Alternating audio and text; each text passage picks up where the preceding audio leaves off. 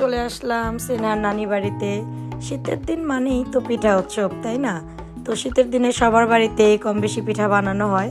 তো আজকে আমার মা আমাদের জন্য পিঠা উৎসব করেছে, আমার সব বোন, ভাইয়ের বউ এবং সব ভাগ্নি মিলে।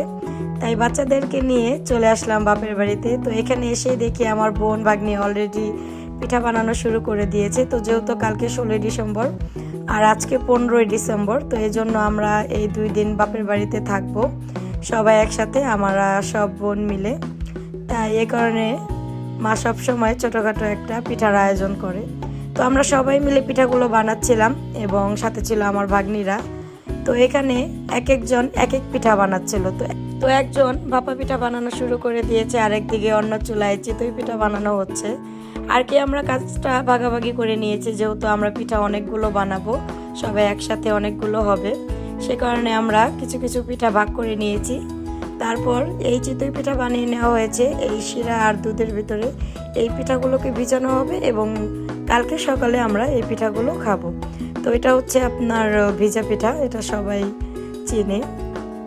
শীতের দিনে কিন্তু এই ভিজা পিঠাটা খুবই খুবই মজা লাগে। তো এই যে রাত্রে আমরা ভিজিয়ে রেখেছিলাম এবং সকালে এরকম হয়েছে। তো এখন সকালে আর কি এই পিঠাটা খাওয়ার পালা। তো এখানে পিঠাগুলো ভিজে নরম হয়ে গিয়েছে, দেখতেই পাচ্ছেন। তো যাই হোক, সবার দেশে এই কম বেশি এই পিঠাগুলো খাওয়া হয়। তারপর এখানে আবারও আমরা চালের গুঁড়ি যেটা, সেটা নিয়ে বসে পড়লাম। এখানে আমরা বানাবো এখন, এটাকে বলে কাটা পিঠা।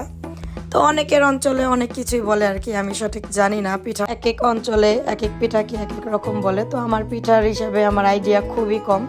তো এখানে আমার ভাগ্নি বানাচ্ছিল, এটাকে আমরা কাটা পিঠাই বলে থাকি।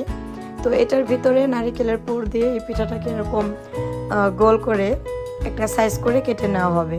তারপরে এগুলো একসাথে অনেকগুলো ডুবো তেলে ভাজা হবে। তো এটাই আমরা এই যে সবাই মিলে পিঠাটা বানাচ্ছিলাম। তো এটা আগে চাউলের মতো রুটির মতো গোল করে নিয়ে তারপর এটা কাটতে হবে। তো এই তো সবাই মিলে, সব বোনরা ভাগ্নিরা মিলে সবাই একরকম বানাচ্ছিলাম, গল্প করছিলাম, বেশ ভালো লাগছিল যেহেতু শীতের দিন। তারপরে এই যে আমাদের পিঠা বানানো হয়ে গেলে এগুলোকে ডুবো তেলে এখন ভেজে নেব। তো এগুলো পিঠাগুলো খুব মচমচে হয় এবং এটা 2 থেকে 3 দিন রেখে খাওয়া যায়। তারপর আমরা চলে গেলাম কুলি পিঠা বানাতে। তো কুলি পিঠা বানানোর জন্য আগে একটা বড় আকারে রুটি বেলে নিতে হবে, তারপর একটা কিছুর সাহায্যে এভাবে গোল গোল করে কেটে নিতে হবে, তাহলে পিঠাটা দেখতে সুন্দর হয়। তারপর এটার ভিতরে যে নারিকেল এবং মিঠাই দুধের যে একটা ডো বানিয়েছিলাম, সেই ডোটা এটার ভিতরে দিয়ে দিতে হবে। তারপর ঠিক এইভাবে হাতের সাহায্যে পিঠাকে মুড়ে নিতে হবে। এটা আমার ভাগ্নি করতেছিল, আমি এগুলি পারি না, আমি শুধু দেখতেছিলাম, ভিডিও করতেছিলাম এবং খেতেছিলাম। আসলে পিঠার আমার কোনো আইডিয়াই নেই, আমি এগুলো বানাতে পারি না। তো এই জন্য জাস্ট আমি দেখতেছিলাম ওরা কিভাবে সব কিছু বানায় এবং এত সুন্দর করে রেডি করে। তারপর এক এক করে ঠিক এইভাবে এই পিঠাগুলোকে মুড়ে নিতে হবে। তো এইগুলোকে এখন আমরা সিদ্ধ করব, যেহেতু এগুলো কুলি পিঠা, এইগুলো গরম পানির সাহায্যে আমরা সিদ্ধ করে নিব। তো এইভাবে আমাদের সারা রাত চলে যায়। এখানে ছিল ভেজা পিঠা, কুলি পিঠা, কাটা পিঠা, ভাপা পিঠা।